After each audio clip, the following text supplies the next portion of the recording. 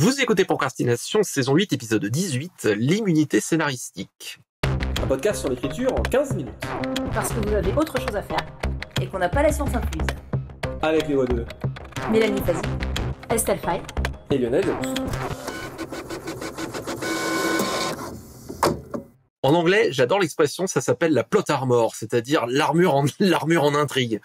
Il y a des personnages qui sont censés survivre pour porter une histoire ou une intrigue, et ça peut potentiellement désamorcer l'enjeu principal qui est la mort ou la survie du personnage.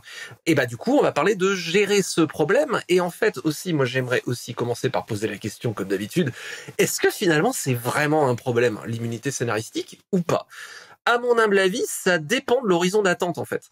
Si la mort est un enjeu fréquent et qui est mis en avant, je pense notamment à Game of Thrones, oui, si on te dit n'importe quel personnage il peut mourir du jour au lendemain, mais qu'en fait finalement tu te rends compte que y en a qui peuvent pas mourir justement parce qu'ils portent l'intrigue, ça casse le jeu.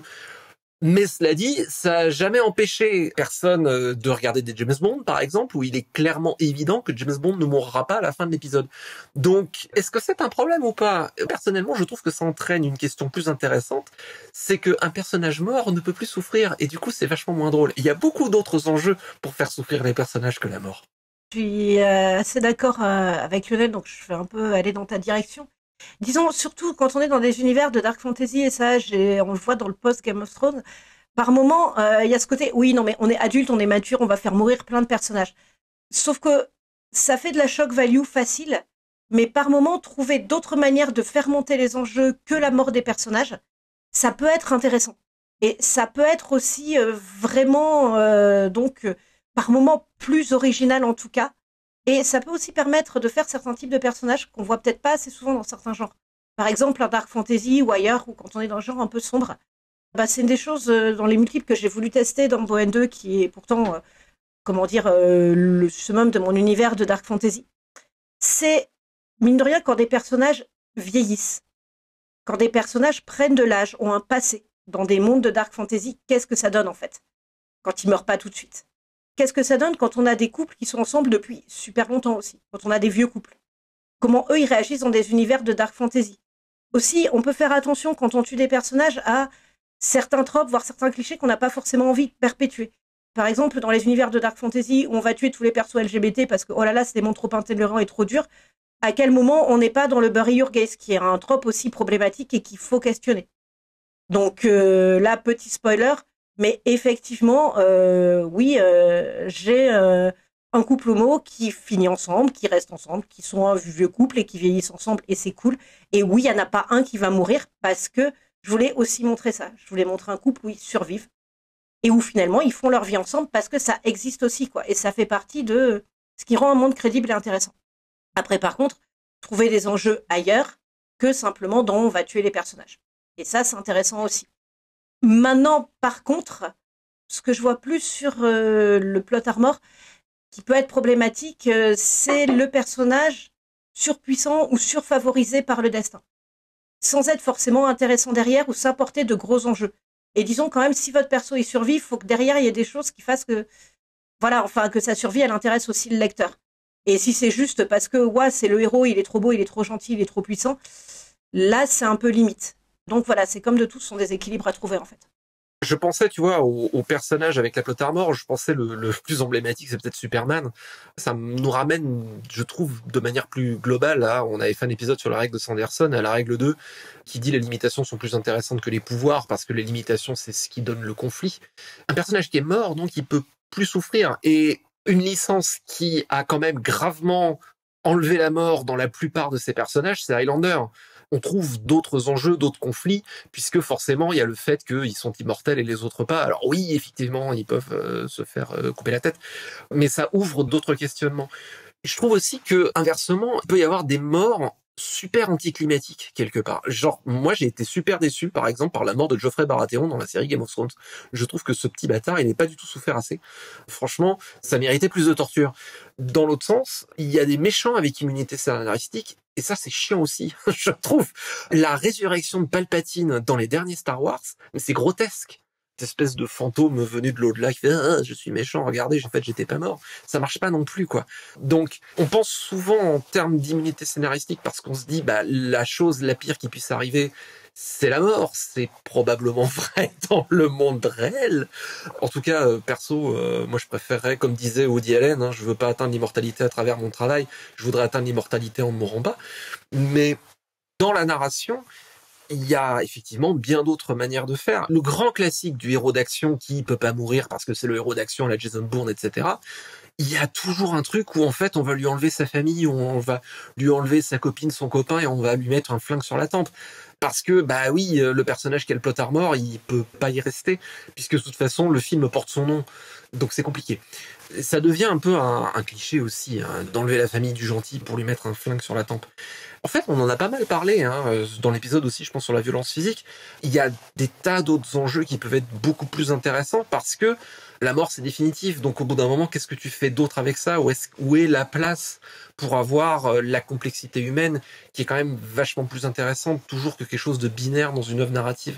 Donc, j'ai toujours un peu tendance à ramener ça à l'horizon d'attente, effectivement, qui est que l'immunité scénaristique, c'est un problème à partir du moment où la mort est un problème et où la ficelle se voit.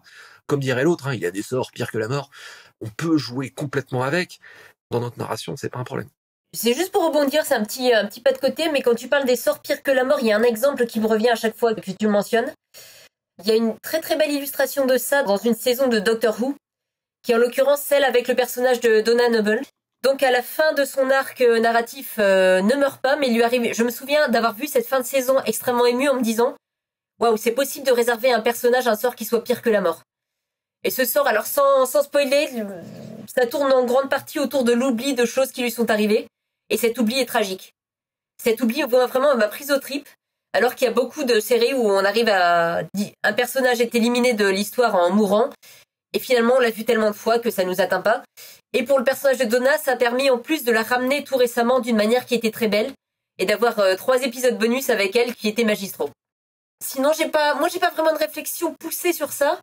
C'est des notions qui sont très très abstraites pour moi dans l'écriture, ce sont pas du tout des questions que je me pose en fait. Donc je vais plutôt vous laisser développer parce que je j'ai pas grand-chose à apporter. Et juste, tu parles de Doctor Who. Doctor Who, le docteur qui, par essence, est immortel ou quasi, sauf dans certaines circonstances. On retrouve un petit peu le même genre de problématique qu'avec Highlander, où Roger Zelazny a écrit énormément de personnages immortels ou quasi divins. Et on a justement ces problématiques-là de l'attachement qui sont finalement des problématiques humaines qui sont finalement quelque part plus intéressantes. Je parlais de Superman, je l'ai pas lu, mais en comics, ils ont fait une énorme série qui s'appelait La mort de Superman, d'ailleurs, qui a été repompée dans le DC Cinematic Universe. Justement, choc, on a tué Superman qui est censé être immortel, etc. Bon, spoiler alert, il le ramène après. Ça devient juste une péripétie de plus et c'est vachement moins intéressant. Et bien sûr, s'il l'avait tué pour de bon et qu'il l'avait laissé en terre, là, ça aurait été fort. Mais évidemment, on peut pas tuer la poule aux œufs d'or. Cela dit, je trouve que ça ajoute un élément de suspense, un personnage dont on sait qu'il ne va pas mourir. Et c'est une des grandes forces de Doctor Who, justement, c'est que c'est une série où tout est possible, surtout les trucs les plus invraisemblables. On est dans un univers SF où on est déjà rebooté l'univers pour empêcher la fin du monde, donc à partir de là, on peut tout faire. Comment on crée un suspense en sachant que le personnage ne meurt pas? Il y a quand même le suspense de mais bon, comment on va se sortir de telle situation? Il faut réussir à faire des péripéties qui vont tenir en haleine et on sait que le personnage ne meurt pas, mais tout ce qui peut lui arriver, du coup, il y a quelque chose d'extrêmement ludique. Le docteur, on sait qu'il va pas mourir. Mais du coup, il se sort de situations complètement inextricables de manière tirée par les cheveux, et le plaisir, il est là finalement. Absolument, et merci de l'avoir dit parce que ça me fait penser, c'est un trope qui est aussi ancien quasiment que la tragédie classique, c'est que la tragédie, on sait que ça va mal se passer, mais on veut regarder comment, et un James Bond c'est pareil, on sait que James Bond il va gagner, mais la question c'est comment. Donc en fait, ça pose aussi une question intéressante narrative qui est comment on va faire sa narration plus que qu'est-ce qu'on va faire. Et dans le comment s'ouvre toute la variété et la diversité de l'humanité et je trouve que c'est des questions. Alors évidemment, on se pose toujours la question de est-ce que les gentils vont gagner à la fin, plus ou moins globalement, mais c'est vachement plus intéressant de savoir comment que est-ce qu'ils vont y arriver et là il y a plein de choses à faire. Déjà, il y a comment gérer les immunités et comment gérer les morts de personnages. Et pour moi, pour le coup, Geoffrey dans Game of Thrones et encore plus l'ordure d'après, là, celui des écorcheurs, ça y est, j'ai oublié le nom, mais vous allez voir.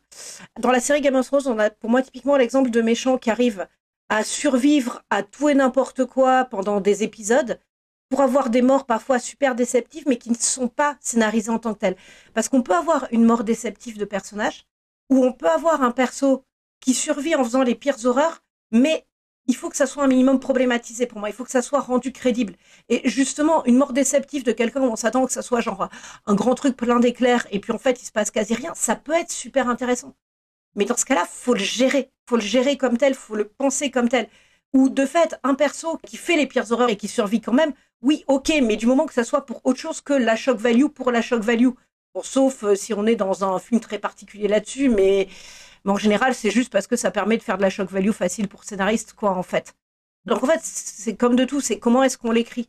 Et sur la réflexion, justement, du personnage qui ne peut pas mourir, il y a même une série qui va sans doute le dérivé de Doctor Who, mais qui va hyper loin là-dessus, c'est Torchwood, avec un perso central qui est Jack Harkness, qui lui, pour le coup, ne peut pas mourir. Mais en fait, plus on avance dans la série, et plus on est sur tout un truc autour de la finitude. Et une réflexion là-dessus, et la dernière série qui est hyper bancale, mais elle est quand même hyper intéressante, parce que finalement, elle présente un monde où les choses s'inversent, où Jack est le seul qui peut mourir dans un monde où plus personne ne meurt. Et quels enjeux ça pose, un monde où plus personne ne meurt. Et là, c'est super passionnant. Et alors, par contre, c'est une série qui est super mélancolique, qui est super dure, parce que voilà, c'est ça qui est au centre.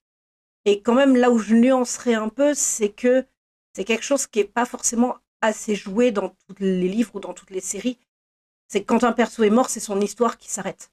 Et tant qu'il est pas mort, il y a toujours cette possibilité que l'histoire continue. Et ça, quand même, ça fait que, quelles que soient les pires tortures qu'il endure, on garde possibilité que l'histoire continue. C'est ça qui fait que pour moi, ça va quand même être moins dur.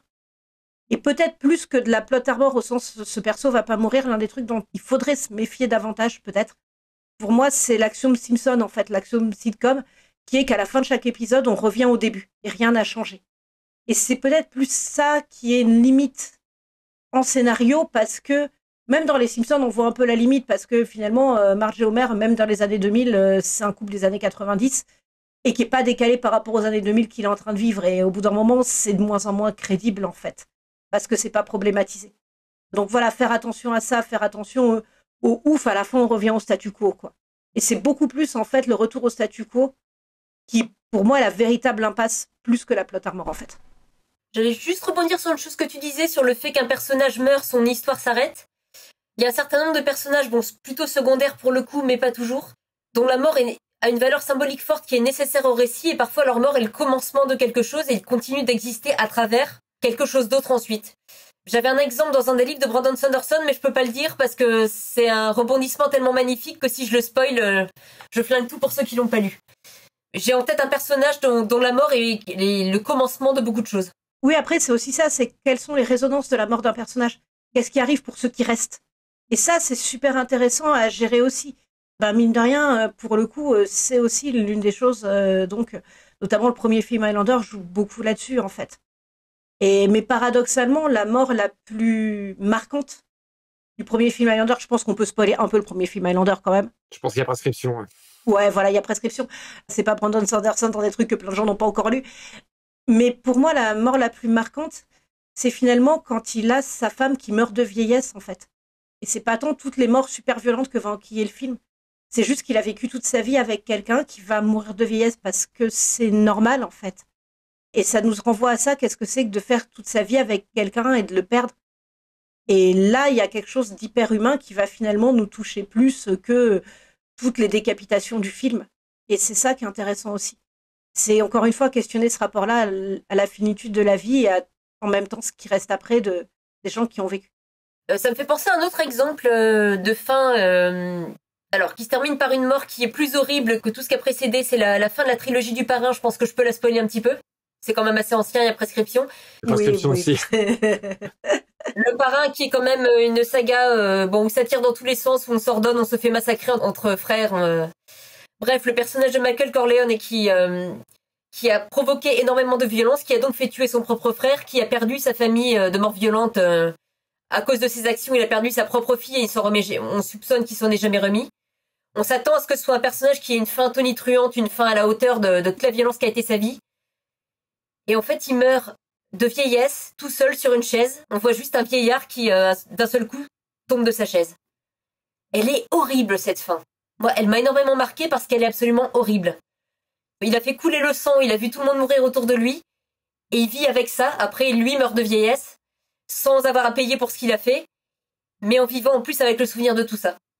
C'est une fin que je trouve absolument épouvantable, et justement parce qu'elle n'est pas violente. Et désolé pour le spoiler, ceux qui l'auraient pas vu, mais la trilogie du Parrain, c'est magnifique. Petite citation pour terminer. La fonction propre de l'homme est de vivre, non d'exister. Je ne gâcherai pas mes jours à tenter de prolonger ma vie. Je veux brûler tout mon temps. Jack London, c'était procrastination. Maintenant, assez procrastiné, allez écrire.